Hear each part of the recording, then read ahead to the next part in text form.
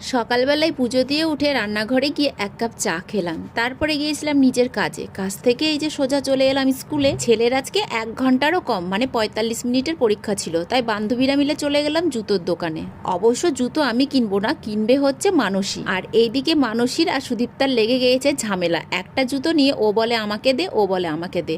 তো মানসী একটা জুতো কিনলো, সবাই কিন্তু কিনেছে, মানসী, সুদীপ্তা, বুলটি। অবশেষে আমাকে এই জুতোটা নিতে বললো। আমি কিন্তু জুতোটা নিইনি, কারণ সবার প্রথমে আমি কিন্তু এরকম জুতো নিয়েছিলাম, তারপরে নিয়েছে বুলটি, সুদীপ্তা, আর সব শেষে নিল মানসী। কিন্তু আমি নিলাম না, ওই যে আমার ছিল বলে। এইদিকে আমি নিব না আর ওরা আমাকে ছাড়বে না, জোর জবস্তি এটা ওটা সেটা আমাকে দেখাতেই থাক। সব শেষে হিল কম বলে এই জুতোটা আমাকে পছন্দ করে দিল, কিন্তু আমি নিলাম না, কারণ সেম জুতো আমি আগেই নিয়েছি। এইদিকে হঠাৎ করে দোকানের মধ্যে হনুমান চলে আসাতে মানসী ভয় পেয়ে গেছে প্রচন্ড। অবশেষে মানুষকে একটু বকেও দিল। তারপর দোকান থেকে বেরিয়ে এখন যাচ্ছি স্কুলের দিকে। আর এইদিকে দোকানের সামনে এতটাই ভিড় যে বুলটির গাড়ি আর সুদীপ্তার গাড়ি ধাক্কাধাক্কি লেগে গিয়েছে।